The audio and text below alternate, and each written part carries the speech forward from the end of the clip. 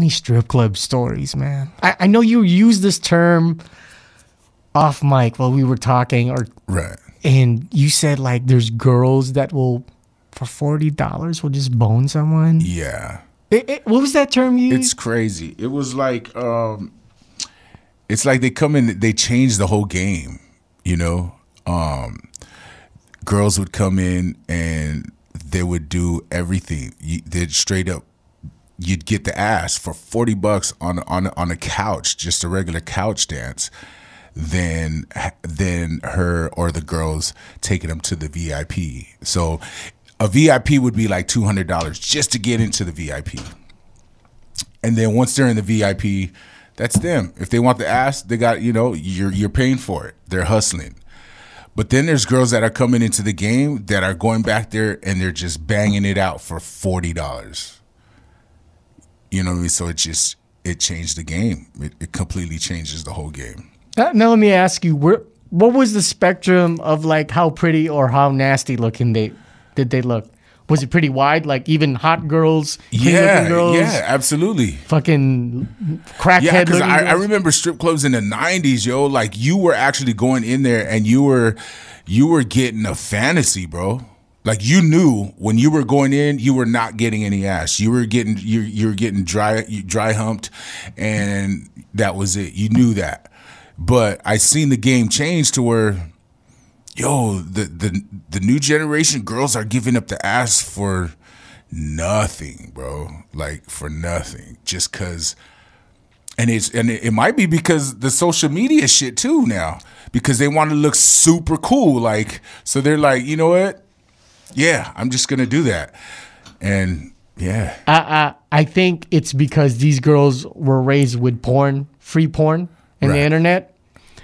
I don't say this to brag. Right. But as I went back to junior college 4 or 5 years ago and I was single, so I'm banging girls that are like anywhere from 10 to 13 years younger than me. They're normalized to porn. Girls fuck better now. Yeah. Oh, yeah. Where our generation, of course, there'll be crazy girls too, but the standard of craziness in bed is higher. Yeah. Like all these girls swallow. Right.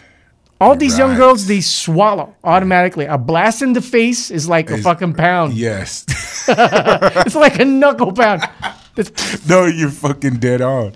Dude, you're dead on. And here's the other thing. I think because they've been normalized to sex and I use the term for the younger audience, latchkey kids is kind of like when you go home, you have a set of keys, but your parents are home because they're still at work. Right. So that's latchkey kids. You guys are like the internet raised kids.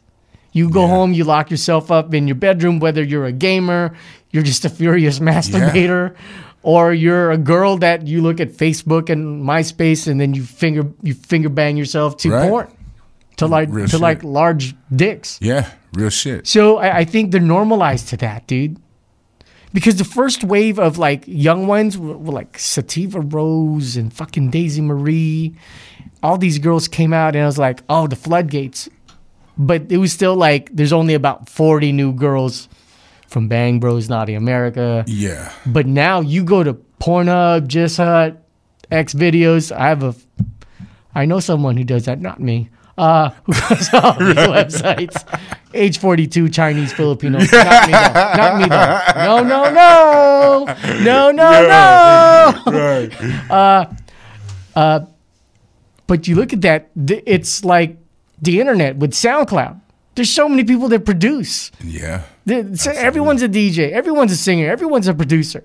So it's the same thing. No, it is. So I think they're also normalized. Yeah. And I remember when like just normal fucking was normal. Now, you know what I mean? Now chicks are sticking a flashlight in their ass just to be like, okay, cool, it's on now. Jackass music playing. Yo, that's it, man. So have you ever witnessed competition between dancers and like scraps? Or were you too busy in the front, like making sure the scumbags and I've jogging seen pants. it all, man. I've seen. Let me tell you, sir. Can I give you one of the illest stories? Give me two if you can. Okay, and then we'll two. wrap it up. Okay, so this is one of the illest shits ever. So you know, we had a girl on girl show, like the brand that I'm working for. We just had girl on girl shows, and people love the shit, right? So these two girls are on stage. They're just macking, they're just licking each other, they're just full on just banging each other. One girl was actually started her period right there on stage. Started her period on stage. And the girl didn't stop, yo. The girl did not stop. So it just kept on going. There was blood everywhere, blood all over this girl's face. And the cold part is guys were going nuts. Nuts, bro. Guys were going fucking nuts. Like I shut the light off, dude. I turned the light off and I'm telling them like, to mask it. Yeah, to mask it. And then and the girls were just like, no, turn it up, turn the light. So I hit the light. The guys were like, turn the lights back up. And they came with fucking ones and they're just throwing it all over. This chick, they were eating each other out, bro, with blood all over their faces. Like just period blood just everywhere on that stage. But the tips went up. But the tips went up. It was crazy. The stage was, you couldn't even see the floor. That's how many tips was up there. If I can ask you, it shouldn't matter, but I'm a visual guy. Right. What was the ethnicity of the girl that had the menstruation? They were white girls. Oh, so you could clearly see. You could clearly see, yeah. That's tone. what I'm saying. Like, and they were white, like flour white. So you knew it was blood. Like dirty flour. Just, yeah, bloody flour, bro. It was crazy. But yeah. Hey, Yeah. was there, before you did that scumbag cackle though, was there an ounce of respect? Like you're watching this because there should be multiple emotions that you're going through. Yes. Because at first you're like urgency. Right. Get them the fuck off. Get them the fuck off the stage. But were you still in, hey, this is something I need to protect? Like, did you ever, like in the end or in hindsight, did you like gain respect for them in the sense? Or? Yeah, it was just, it was. I went through so many emotions that fucking day, and I'm sure everyone in that fucking building did. In that moment. So many emotions. Yeah, so people that are listening now that were there, they're going to hear this shit and be like, dude, I was fucking there. Like, it really was. It was crazy. It was like almost like Carrie, like the fucking movie, like just blood, yo. And then when it got off stage, they were just like, oh my God, and like trying to hug. And I'm like, yo. Look at all my red dollar bills. Look at this. And just bloody, yo. We had girls quit. People left. Girls left. They're like, I'm not going on stage no more. That's it. I can imagine. Yeah. I mean, and that fucking, that cleaning that stage, I felt bad for the waitresses, but they had to do it. Like, they alcoholed the whole shit. They just, yeah. Yeah, you definitely see like yellow and blue latex gloves all over that shit. And the cool part is the show must go on.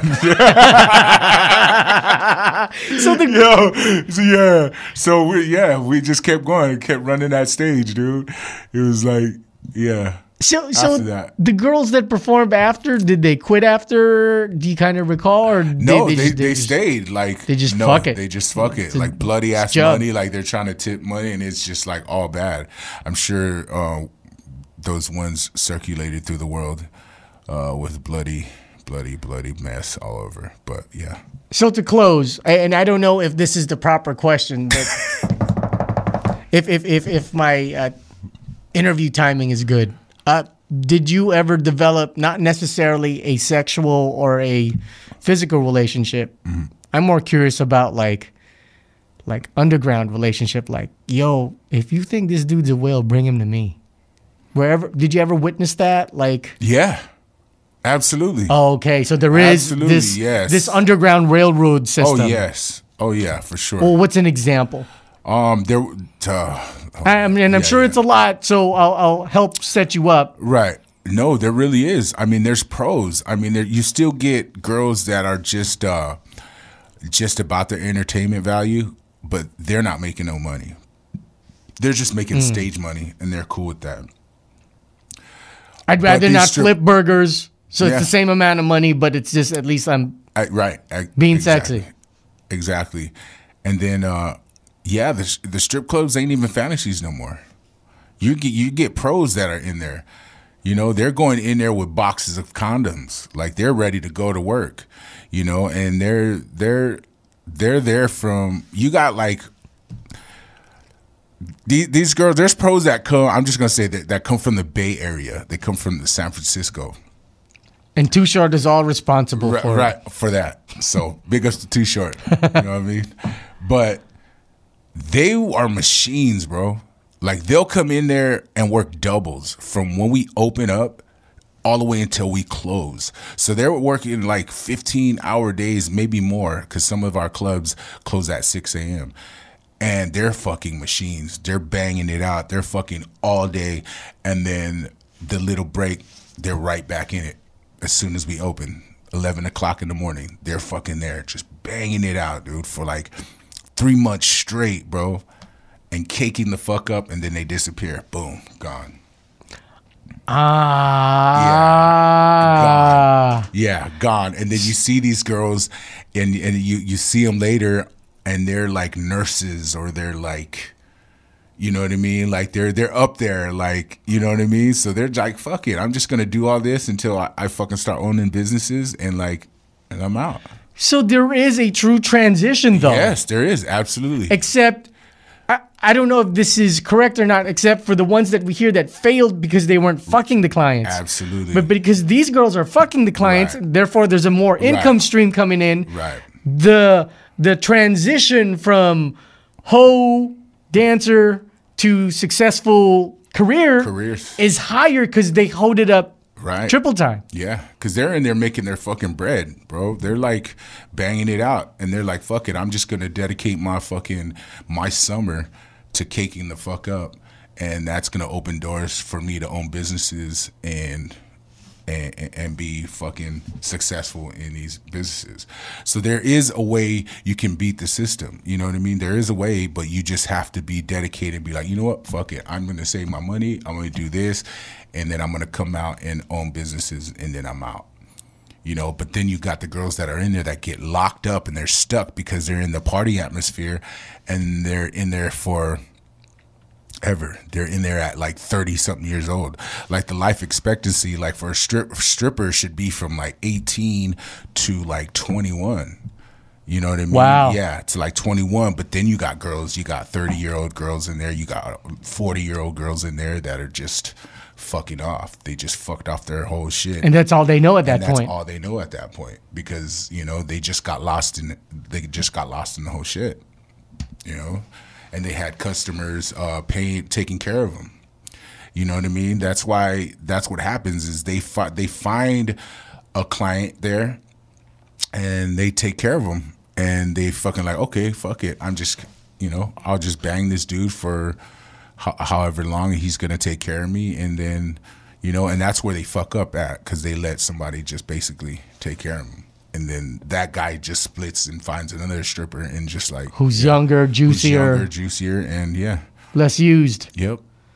Wow. Yeah.